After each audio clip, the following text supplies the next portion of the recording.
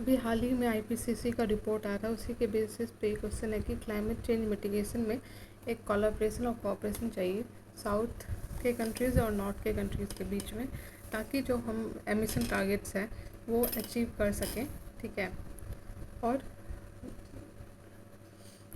जो हमारे एनवायरनमेंट है उसको बचा सकें। तो इसमें जो है आपको मेंशन करना पड़ेगा 6th असेसमेंट रिपोर्ट जो है आईपीसीसी का, उसके बारे में। और साथ में आपको जो डिसएग्रीमेंट और डिस्पैरिटीज़ हैं नॉर्थ और साउथ के बीच में क्लाइमेट चेंज रिलेटेड, वो मेंशन करना पड़ेगा। तो चलिए आंसर देखते हैं। इंट्रोडक्शन में आप बताओगे कि कैसे 6th असेसमेंट रिपोर्ट है, उसका टाइटल है climate change 2021 the physical science basis. इसके बॉडी में आप मेंशन करोगे कि कैसे हमारा प्लानट का टेम्परेचर 1.5 डिग्री बढ़ जाएगा इन नेक्स्ट 2 डिकेड्स।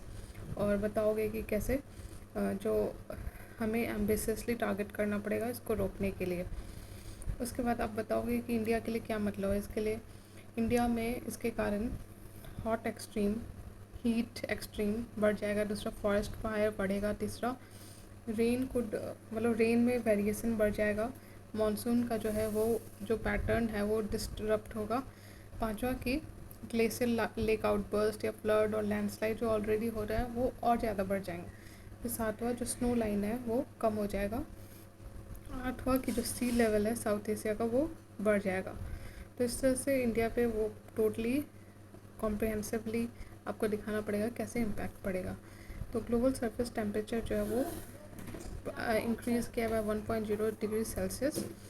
जो क्लाइमेट चेंज का इम्पैक्ट है वो एटमॉस्फेयर, ओशन और लैंड पे दिख रहा है। और साथ में कार्बन डाइऑक्साइड जो है वो डोमिनेंट सोर्स है वार्मिंग का। एरोसोल से भी बहुत ज़्यादा इम्पैक्ट पड़ता है वार्मिंग पे, ठीक है। आपको फिर मीथेन के बारे में बताना होगा, फिर कैसे heat wave, extreme rainfall events होंगे, फिर एयर पॉल्यूशन कैसे बढ़ेगा। तो ये सब आपको मेंशन करना पड़ेगा। अब इंडिया के लिए इम्प्लीकेशन क्या है, तो आपको बताना पड़ेगा कैसे एक्सट्रीम इवेंट्स और मानसून पे और कैसे ग्लोबल जो वेदर पैटर्न है उसका चेंज होगा और वो इंडिया पे भी इम्पैक्ट पड़ेगा। तो मेजर्स क्या लेना चाहिए to mitigate the climate change effect. एक तो जो एमिशन टारगेट है उस पर फोकस करना चाहिए। हमें इक्विटी और हिस्टोरिकल रिस्पॉन्सिबिलिटी पे ध्यान देना होगा। मतलब कि जो वेस्टर्न कंट्रीज़ है उन्होंने ज़्यादा एमिट किया कंपेयर टू साउदर्न कंट्रीज़, और इसलिए ये ज़रूरी है कि उनके पास फंड भी है, टेक्नोलॉजी भी है, तो वो यूज़ भी करें और शेयर भी करें साउथ के कंट्रीज़ के साथ। साउथ के कंट्रीज़ मोस्टली पुअर हैं, प्रॉपर्टी रिडन है, तो उनको टेक्नोलॉजी ट्रांसफ़र और फंड ट्रांसफ़र की ज़रूरत है। जो टेक्नोलॉजी है उसमें इन्वेस्टमेंट की ज़रूरत है।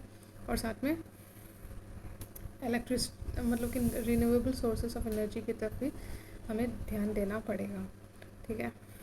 तो इस तरह से आप बताओगे कि कैसे क्लाइमेट चेंज में से बहुत ज़्यादा इम्पैक्ट पड़ेगा ह्यूमैनिटी को, और कोविड-19 से ये और ज़्यादा बढ़ेगा। सारे नेशन जो स्पेशली G20 नेशन है उनको मिल के अटेम्प्ट करना चाहिए नेट जीरो एमिशन कोalition की तरफ। NDC और COP26 में हमें और ज़्यादा पॉलिसी वाइज देखना पड़ेगा कि कैसे एफर्ट ले सकते हैं टू रिड्यूस ग्लोबल वार्मिंग। इसके साथ ये वाला आंसर ख़त्म होता है। Thank you.